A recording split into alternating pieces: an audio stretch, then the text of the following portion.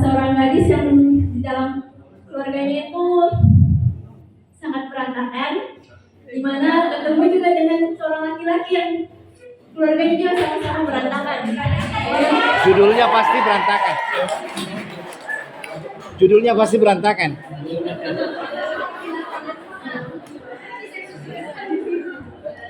Judulnya Blue karena dia kan dari nama toko prianya biru, jadi saya angkat menjadi Blue.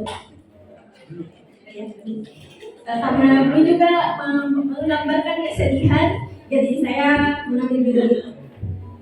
Jadi judulnya Blue gitu ya? Iya. Itu tulisan itu apa, film atau caranya? Untuk saat ini kan karena masih apa ya kasarnya istilahnya, untuk di-upload di web. Wih, keren dong.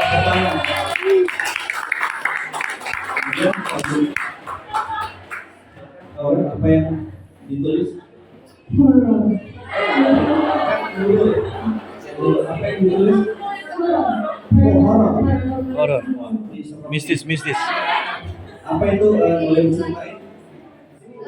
Lebih ke sedikit kisah nyata penulisnya sendiri. Wih. Penulis cerita di sini kan. Terus setelah itu ada sedikit gambaran-gambaran gambaran sedikit dari keturunan yang lalu dimasukkan ke cerita yang sekarang. Apa itu judulnya? Sementara punya dua. Yang pertama itu ada Asa dan juga Rasa Sekolah Bertua. Ya, sambutan beliau lah ya, kisah kami bisa sampai di sekolah ini. Dan kedatangan kami tidak hanya sekedar datang, tidak hanya berkunjung, juga atas inisiasi dari teman-teman media, juga dari teman-teman filmmaker. Ya, kita diajak sampai ke sekolah ini. Biasanya kami yang sudah Pak ke SD dan SMP untuk nonton film, biasanya kita sama masuk ke Second City, ke kabupaten kota. Kali ini kita ke SMA gitu. Ini karena inisiasinya Mas Arul ini dan teman-teman melalui Film Indonesia.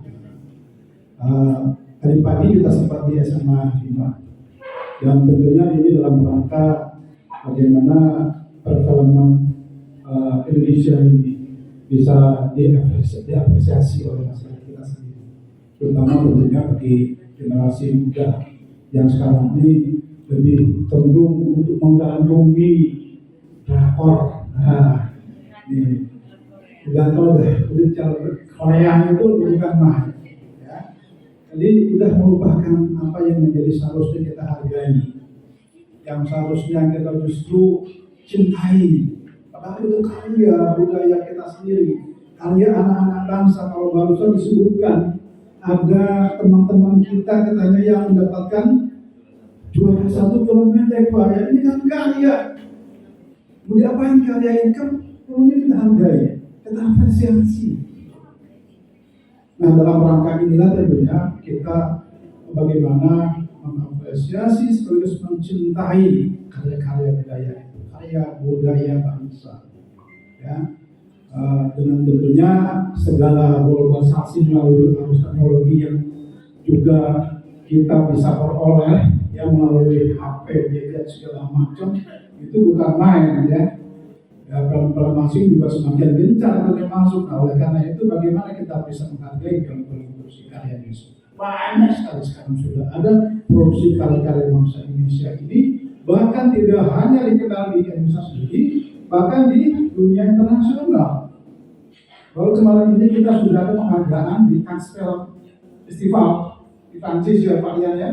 Juga sebelumnya di Rotterdam Film Festival Belanda. Itu karya-karya Indonesia benar-benar mendapat penghargaan. Pertama kami menyampaikan apresiasi yang sebesar-besarnya kepada para tamu undangan kita yang jauh datang dari Jakarta hingga ke Makassar ini dengan kepedulian besar tentang film Indonesia. Dan tentu buat kami yang bergerak di bidang pendidikan, terutama di SMA, tentu kami dalam kesempatan ini mungkin akan bisa banyak belajar bagaimana bincang-bincang kita tentang sinema dan perfilman yang ada di Indonesia nantinya. Karena kita tahu bersama bahwa anak-anak kita yang SMA yang sudah tidak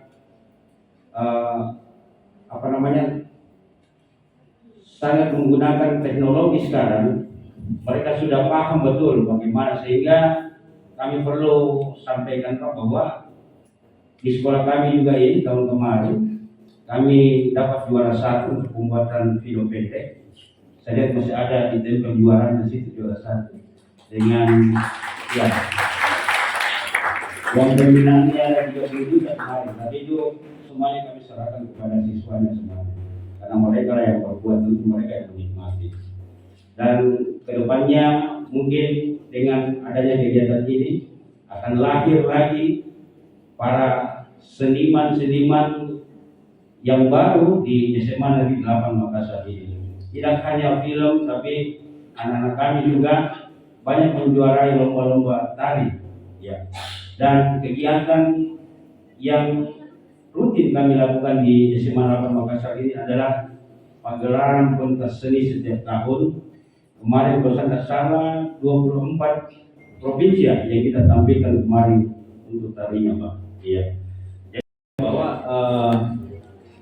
latar belakang film itu bisa dibuat dari berbagai macam latar belakang story. Kayak tadi ada latar belakang storynya cerita horor, kemudian ini tentang ekonomi pun ternyata bisa dibuat menjadi sebuah cerita yang menarik. Jadi sangat banyak hal yang memang bisa kita tuangkan, kita tulis untuk menjadi sebuah cerita. Karena Indonesia ini sangat kaya dengan latar belakang budaya, sejarahnya, itu bisa menjadi satu basic story atau latar belakang cerita yang untuk bisa kita angkat. Nah ini ya kalian juga untuk Ainun, untuk namanya susah ya. Denal ya, terus dikembangkan bakatnya, terus dieksplor. Ya semoga kalian bisa mengikuti jejak kakak kelas kalian yang tadi bisa menjadi juara untuk festival film pendek. Ya oke, silakan duduk. Tulis tentang seorang gadis yang di dalam keluarganya itu sangat berantakan, di mana ketemu juga dengan seorang laki-laki yang keluarganya juga sama-sama berantakan. Judulnya pasti berantakan. Judulnya pasti berantakan.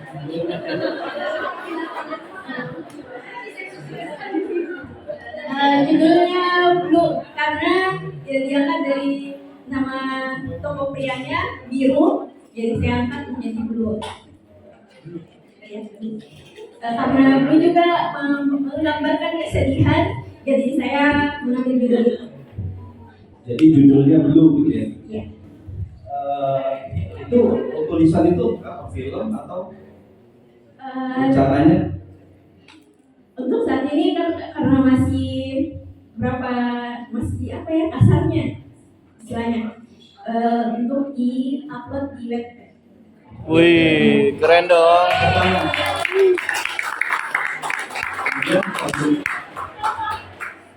Tahu apa yang ditulis? Apa yang ditulis? Horor. Mistis. Apa itu, boleh diceritain?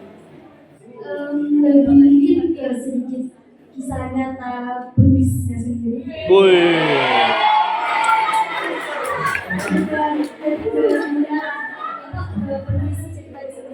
Terus sebenarnya itu ada sedikit gambaran-gambaran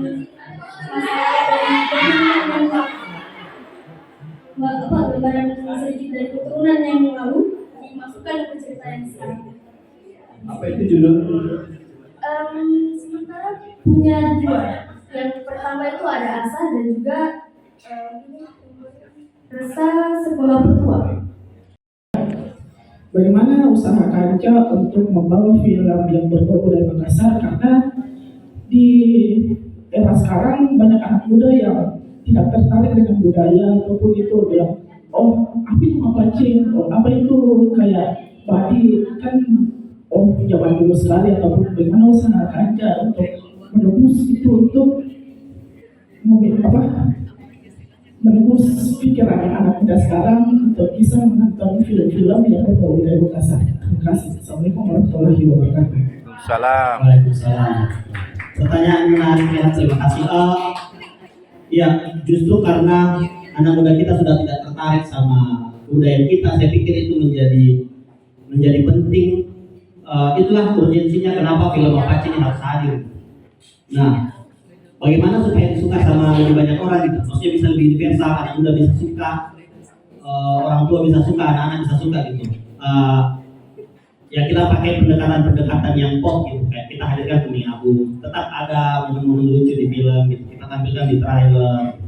Nah, kita harap dengan seperti itu anak muda mau datang nonton dan akhirnya tahu dengan budaya Mapaci ini.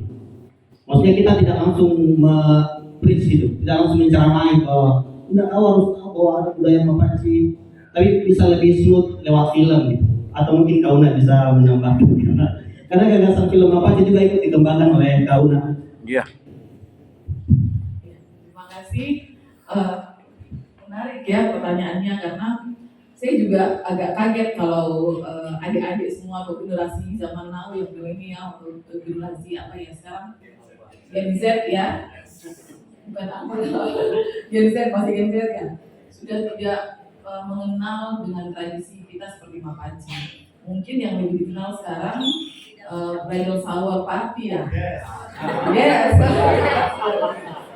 Yes, itu dia. Jangan sampai kita malah lebih yang lekat dalam ingatan kita bridal shower itu. Jadi di kepala kita kalau saya menikah nanti bridal showernya itu harus seperti ini. Jadi bukan lagi prosesi Mapacinya yang kita inginkan, atau yang kita harapkan menjadi lebih sakral, tapi digantikan oleh bridal shower itu. Saya sangat mengapresiasi kegiatan ini sebagai bentuk sosialisasi bagaimana generasi muda mencintai produk dalam negeri dan film. Terima kasih. Mengapa saya memperkenalkan diri sebagai guru bahasa Indonesia? Sedikit saya mengulas bahwa kurikulum 2013 semester 6 kelas 11 ada pembelajaran tentang drama. Ya, jadi saat ini Anda sebagian besar dalam proses pembuatan film pendek. Jadi saya sangat antusias bahwa dan sangat berterima kasih bahwa ini adalah salah satu bentuk pembelajaran langsung dari anak kami. Yang saya ingin tanyakan bahwa ini khusus kepada Bapak dan Ibu sebagai penulis. terkadang ketika kita membaca sebuah novel di dalamnya adalah nilai-nilai esensi yang disampaikan, kita berharap itu adalah sesuatu yang memang ditawarkan di pasaran. Nah, ketika novel itu diangkat menjadi sebuah film, nilai esensi yang kami harapkan hadir di dalam film itu tidak terlihat, tidak tergambarkan. Mungkin ini menyambung dari Ibu sebelumnya bahwa bisa jadi alasan komersil. Itu adalah pendapat saya sepihak bahwa itu mungkin alasan komersil. Nah, yang di sini dipertanyakan adalah di mana ide idealis dari seorang penulis itu sendiri. Salah satu contoh trailer tadi dari film-film lokal ini sangat luar biasa. Dari film Badik, kemudian film Apache, saya sangat setuju. Kita orang Bugis Makassar masih sangat kental dengan budaya seperti itu. Yang bisa jadi tergeser dengan adanya parti-parti sebelum menikah itu sendiri. Nah, yang saya ingin tanyakan Bapak dan Ibu, bagaimana sih cara kita, khusus saya hobi menulis, Pak, bagaimana caranya seorang penulis yang idealis itu menyampaikan idenya bisa sampai ke film? Ya, salah satu contoh yang misalnya tenggelamnya kapal Hanberwich ya. Ini juga adalah salah satu ceritanya yang sebagian ada dari Bugis Makassar. Bagaimana Hayati diperankan oleh Pevita Pierce yang notabene adalah Sumatera, diperankan dengan menggunakan pakaian yang terbuka. Yang secara kultur kita sudah tahu ini akan berbeda. Ya, bisa jadi mungkin anak-anak kita yang menonton yang masih awam pasti berpikir, oh dari dulu memang pakaian kita seperti itu. Ya, sederhananya pertanyaan saya seperti itu, Pak. Tadi persoalan bagaimana mempertahankan idealis penulis ya. Apa yang ini dulu yang saya ingat sekali tadi soal ketika sebuah novel atau cerita diangkat menjadi sebuah film, kadang-kadang ada nilai yang esensi yang berubah. Nah, problemnya memang adalah ini sering kita obrolkan di dunia penulisan skenario. Problemnya adalah ketika kita mengadaptasi novel menjadi sebuah film, itu akan pasti berbeda, akan pasti berubah gitu. Berubahnya kemana ya itu tergantung lagi pandangan produser, sutradara, dan penulis. Karena saat kita mengembangkan skenario, ada istilah dalam dunia film itu namanya triangle system. Triangle system itu ada pandangan produser, pandangan sutradara, pandangan penulis skenario, bukan penulis novelnya. Nah, ya pandangan penulis skenario adalah bagaimana dia melihat cerita ini dalam bentuk struktur film, struktur skenario, karena skenario film punya struktur baku yang memang harus diikuti. Kemudian sutradara melihat kemungkinan ini direalisasikan menjadi susunan visual yang bercerita. Produser melihat kemungkinan untuk direalisasikan dalam maksudnya dalam bentuk budgetnya bisakah. Jangan sampai kita menulis ada adegan kapal meledak sementara nggak mungkin ini kita bikin gitu. Nah, kayak gitu. Kenapa itu pasti akan berubah? Karena itu tadi skenario punya struktur yang sangat unik. Yaitu standarnya mungkin hampir kita tahu nih struktur 3 babaknya sipil. Nah, di skenario itu bisa ada model kayak 8 sequence gitu. Kenapa dia pasti berubah dari buku? Karena buku ini kadang-kadang kalau kita baca kita bisa berhenti di halaman 10, simpan terus kita lanjut mungkin saat ada waktu kosong. Nah, di film dia harus berakhir dalam waktu tertentu, 2 jam kah, 90 menit kah. Nah, ada struktur yang harus kita ikuti supaya penonton mau bertahan sampai di menit ke 120 kah, atau menit ke 100 kah. Berbeda dengan novel yang kadang-kadang memang bisa menggunakan bahasa-bahasa yang cukup metafor. Maksud bahasa-bahasa yang cukup metafor itu saya membaca, ibu membaca, kalau membaca bisa berbeda. Ya, interpretasinya terhadap kata, terhadap kalimat. Tapi film tidak, dia harus pasti. Setan bertemu dengan hantu. Lalu ada lagi saya dengar 9 langkah mengenai 9 anak muda. Dan satu lagi move on. Itu semuanya idenya bagus-bagus. Jadi kalian jangan minder atau kecil hati. Buatlah film-film itu mulai dari penulisan sinopsisnya. Oke? Dan selanjutnya Saya mempersingkat waktu. Jadi sebelumnya itu saya terjun di dunia film dari 2016. Jadi tidak langsung pada saat saya casting langsung lolos, tidak. Setahun setelah saya casting baru saya dipanggil sama PH. Film pertama saya ada Anumerta, nama bukan pertamaku. Saya sama dengan Aulia Kalbi, ada Aulia Kalbi di sana, berdiri dong Aulia. Ya, jadi film pertama saya itu bareng sama Kak Aulia. Seperti tadi yang siapa? Sisi ya? Oh ya, Zeze bilang pertanyakan soal karakter. Jadi di film Apache ini sebenarnya sama dengan yang Kak Anca tadi bilang.